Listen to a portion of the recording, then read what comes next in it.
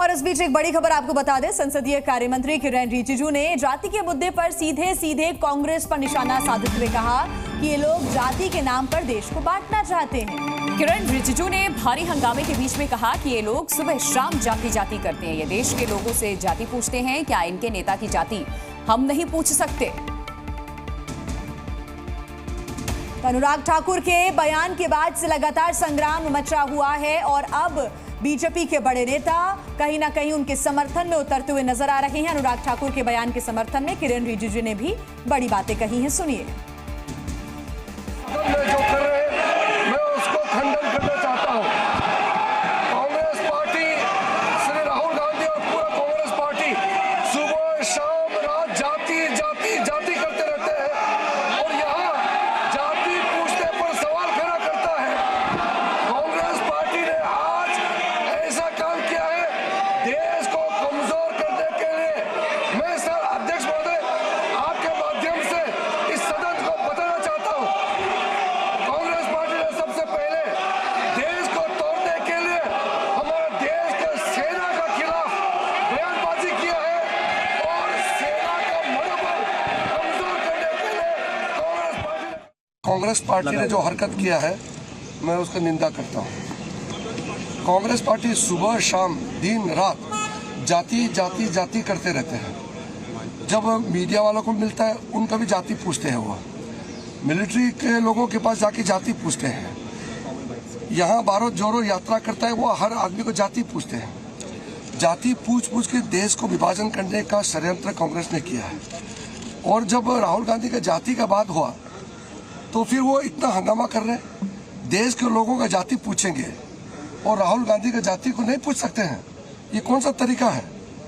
अब अखिलेश यादव को भी देख लीजिए, वो राहुल गांधी के साथ खड़ा रहते हैं। वो यही लोग हैं जो जाति पूछते रहते हैं हर सुबह शाम जाति जाति, और इन लोगों का जाति नहीं पूछ सकता। ये देश से बड़ा है, ये पार्लियामेंट से बड़ा है। और एक और बड़ी खबर इस वक्त आप जान लीजिए, समाजवादी पार्टी के अनुराग ठाकुर के बयान पर बीजेपी पर निशाना साधा है। अखिलेश यादव ने कहा कि देश चांद पर जा रहा है और बीजेपी लोगों से जाति पूछ रही है। तो बड़ी खबर हम आपको बता रहे हैं, अब समाजवादी पार्टी ने भी अनुराग ठाकुर के बयान पर निशाना साधा है बीजेपी पर, सुनिए। जाति का सवाल कोई नया नहीं है, जाति का सवाल बहुत पुराना है। मैं उन बातों में नहीं जाना चाहता हूं। आप हमारे वो साथी हैं जो हर एक पे नजर रखते हैं, और एक समय ऐसा आया था उत्तर प्रदेश के सदन में जहां शूद्र को लेकर के बहुत सी चर्चा शुरू हो गई थी। क्या बीजेपी कांग्रेस पार्टी के नेता या किसी भी व्यक्ति की जात पूछ सकती है? हम और आप लोग कभी व्यवहारिक मजाक करते हैं तो उसमें चलो एक बार को कोई बात मजाक में चली जाए, लेकिन सदन में जो शब्द का इस्तेमाल हुआ था, मुझे तो ये लगता है अनुराग ठाकुर जी को कहा गया है कि 99 बार गाली खा कर गया हो आप सदन में।